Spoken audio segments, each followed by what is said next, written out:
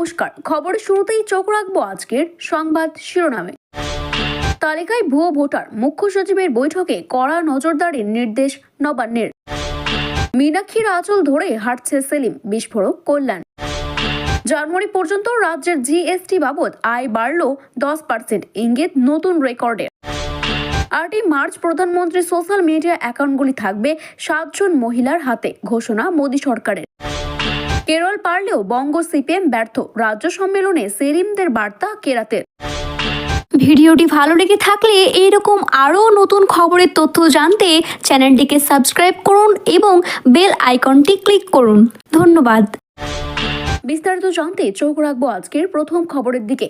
Voter তালিকায় ভুয়ো নাম ঢোকানোর চক্রান্ত রুখতে এবার আরও কঠোর অবস্থান নিল নবান্ন। শনিবার মুখ্য সচিব মনোজ পণ্য রাজ্যের সমস্ত জেলা শাসকদের সাথে ভার্চুয়াল বৈঠক করেন। সেখানে তিনি স্পষ্ট নির্দেশ দিয়েছেন, ভোটার তালিকায় সংশোধনের ক্ষেত্রে নজরদারি বাড়াতে হবে এবং যে কোনো রকম অনিয়ম কঠোরভাবে রোখা হবে। এই দিনের বৈঠকে উপস্থিত ছিলেন একাধিক দপ্তরের সচিবরাও। রাজ্য প্রশাসনের তরফে জানানো হয়েছে, ভুয়ো ভোটার কার্ড তৈরি হতে দেওয়া যাবে না। প্রতিটি আবেদন যথাযথভাবে যাচাই করতে হবে। কোনো নির্দিষ্ট এলাকায় যদি অস্বাভাবিকভাবে সংখ্যক ভোটার কার্ডের আবেদন জমা পড়ে, তাহলে সেখানে বিশেষ নজরদারি চালানোর নির্দেশ দেওয়া হয়েছে। প্রয়োজনে ময়দানে নেমে তদন্ত করতে হবে, ওই নির্দেশও দেওয়া হয়েছে। একাধিক জেলায় ভুতুড়ে ভোট। সূত্রে খবর, ইতিমধ্যে নদিয়া, দক্ষিণ 24 পরগনা সহ রাজ্যের একাধিক জেলায় ভুতুয়া ভোটের অস্তিত্ব ধরা পড়েছে। অর্থাৎ মুখ্য সচিব স্পষ্ট জানিয়েছেন, যদি কোনো প্রশাসনিক অধিকারীর এই চক্রান্তের সঙ্গে যুক্ত থাকেন, তাহলে তার বিরুদ্ধে কঠোর পদক্ষেপ করা হবে, প্রয়োজনে আইনি ব্যবস্থাও নেওয়া হবে। মুখ্যমন্ত্রী অভিযোগের পরে নবান্নর তৎপরতা। কয়েকদিন আগেই বাজেট অধিবেশনের সাংবাদিকদের মুখোমুখি হয়ে বিধানসভায় মুখ্যমন্ত্রী মমতা বন্দ্যোপাধ্যায় অভিযোগ করেছিলেন যে অনলাইন ভোটার তালিকার মাধ্যমে কারসাজি চলছে। নির্বাচন কমিশনারকে কাজে লাগিয়ে এই কাজ করা হয়েছে এবং কেন্দ্রীয় সংস্থাগুলিও এতে যুক্ত রয়েছে। মুখ্যমন্ত্রী দাবি করেছিলেন, এক ভুতুড়ে রাজনৈতিক দল বিহারের বাসিন্দাদের নাম অনলাইনে ভোটার তালিকায় ঢুকিয়ে দিয়েছে। মুখ্যমন্ত্রী এই অভিযোগের পরে দলীয় স্তরে এই নিয়ে তৎপরতা দেখা গিয়েছে। এবার প্রশাসনিক স্তরে ওই নিয়ে তৎপরতা শুরু হলো। তার এই অভিযোগের পরে নবান্নের মুখ্য সচিব এই জরুরি বৈঠকে অত্যন্ত তাৎপর্যপূর্ণ বলে মনে করেছে প্রশাসনিক মহল। সিপিএমের রাজ্য সম্মেলনকে তীব্র ভাষায় কটাক্ষ করলেন তৃণমূল সাংসদ কল্যাণ বন্দ্যোপাধ্যায়। রাজ্য সম্মেলনের সিপিএম মহিলাদের প্রতি বিশেষ গুরুত্ব দেওয়ায় কল্যাণের কটাক্ষ। মীনাক্ষীর আঁচল ধরেই হাঁটছে মোহাম্মদ সেলিম।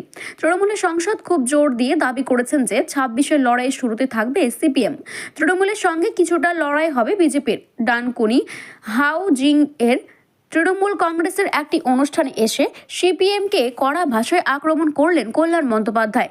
সিপিএমের রাজ্য সম্পাদক মোহাম্মদ সেলিমকে এক হাতে নিয়ে তিনি বলেন, 2021 সালে চণ্ডীতলা বিধানসভায় ভোটে দাঁড়িয়েছিলেন সেলিম। তাকে জনমত বাজেয়াপ্ত করে পাঠিয়ে দিয়েছে। সিপিএম কিছু ভোট পেলে তাতে আখেরে তৃণমূলের ভালো হবে কি না, এই প্রশ্নের জবাবে তৃণমূল সাংসদ বলেন, পশ্চিমবাংলায় রাজনৈতিক পরিস্থিতি যা দাঁড়িয়েছে তাতে সিপিএম এবং কংগ্রেস শূন্য হয়ে গিয়েছে, বিজেপিও ডাউন হয়ে গিয়েছে। আমাদের ভালো করার জন্য কাউকে কিছু করতে হবে না, ওরা নিজেদের ভালো করুক। সিপিএমের রাজ্য সম্মেলনের আয়োজন স্থলে বাইরে হুগলির বিভিন্ন মনীষী এবং ধর্মস্থানের ছবি দিয়ে সাজানো রয়েছে। সেই প্রশংসায় কল্যাণ বলেন, ওরা যে বলে আমরা ধর্ম মানি না, তাহলে কি এখন থেকে মানতে শুরু করেছেন? এখন কি বুঝতে পেরেছেন যে ধর্ম বলেও একটা জিনিস আছে, তাকে মান্যতা দেওয়া উচিত?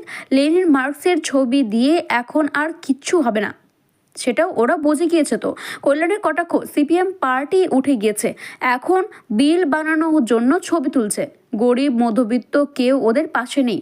সিঙ্গুর এবং নন্দীগ্রামে কৃষকদের বিরোধিতা করতে গিয়ে সিপিএম দলটাকে তুলে দিয়েছে, তারপরে তারা কংগ্রেসে লেজুর হয়ে গিয়েছে। এখন বঙ্গের অর্থনীতিতে মানুষের ক্রয় ক্ষমতা বৃদ্ধি এবং ব্যবসায়িক কার্যকলাপের প্রসার স্পষ্টভাবে প্রতিফলিত হয়েছে স্বরাজ্য আয়ের পরিসংখ্যানে। রাজ্য সরকারের সাম্প্রতিক হিসাবে বলেছে, গত অর্থ বছরের জানুয়ারির তুলনায় এই বছরের জানুয়ারিতে রাজ্যের জিএসটি সংগ্রহ বেড়েছে প্রায় 10.2%।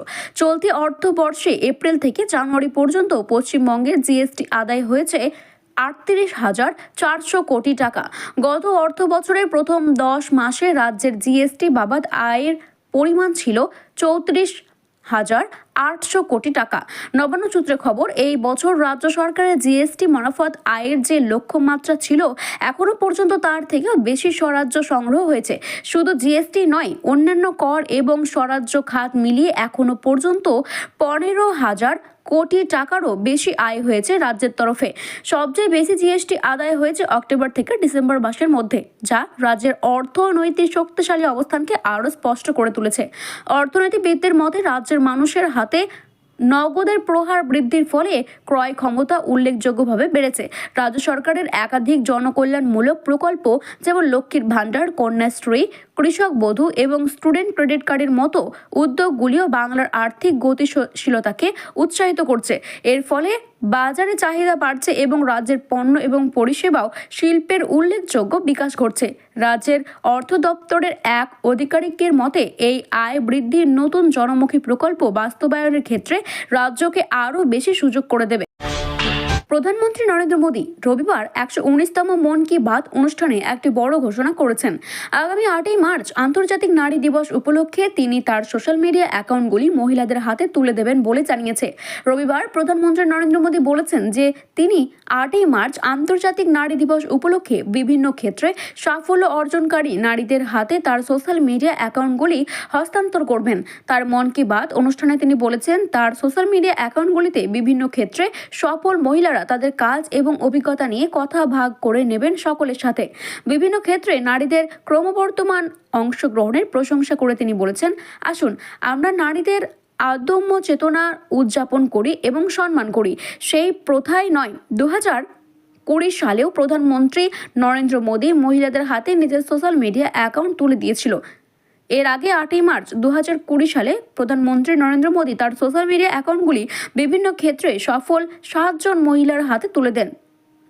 টুইটার, ইউটিউব এবং ইনস্টাগ্রাম সহ আরও সোশ্যাল মিডিয়া হ্যান্ডেলগুলিতে লক্ষ লক্ষ ফলোয়ারের কাছে তার 7 কৃত মহিলার তাদের সাফল্যের কাহিনী বলার সুযোগ পাবেন। প্রধানমন্ত্রী নরেন্দ্র মোদী সোশ্যাল মিডিয়া সর্বাধিক অনুসরণ করে বিশ্বের শীর্ষস্থানীয় নেতাদের মধ্যে একজন।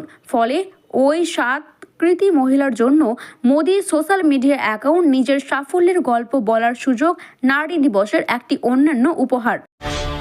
শনিবার হুগলি ডানকুনিতে সিপিএমের 27তম সম্মেলন শুরু হয়েছে, চলবে আগামী মঙ্গলবার পর্যন্ত। 4 দিন সম্মেলনে শনিবার প্রথম দিনই মোহাম্মদ সেলিম, সূর্যকান্ত মিশ্র, সুজন চক্রবর্তী বার্তা দিলেন কেন্দ্রীয় কমিটির কোঅর্ডিনেটর প্রকাশ কারাতা। কেরালার ক্ষমতাসীন সিপিএমের প্রশংসা টেনে বাঙালির সিপিএম যে পিছিয়ে রয়েছে তা উল্লেখ করলেন তিনি। দলের তরুণ প্রজন্মের অন্তর্ভুক্ত ক্ষেত্রে আলিমুদ্দিন স্ট্রিটের নেতারা অনেকটা পিছিয়ে রয়েছে তা জানাতেও ভোলেননি তিনি। প্রকাশ কারাতা বলেন, পশ্চিমবঙ্গে সিপিএম তরুণ কর্মী বাড়াতে পারেননি। ছাত্র যুব আন্দোলনে আমরা যুবকদের একত্রিত করেছিলাম, কিন্তু দলের সংসদও সাক্ষাৎ বাড়াতে পারেনি।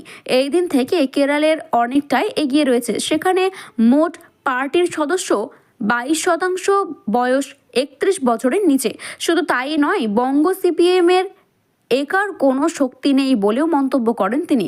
পশ্চিমবঙ্গের রাজনৈতিক পরিস্থিতির প্রশংসে বাম শক্তি বৃদ্ধির প্রয়োজনীয়তা উল্লেখ করে কারাতা বলেন, পশ্চিমবঙ্গের কমিউনিস্ট ও বাম আন্দোলনের গৌরবোজ্জ্বল ইতিহাস সবসময় সারা দেশে গুরুত্বপূর্ণ ভূমিকা পালন করেছে।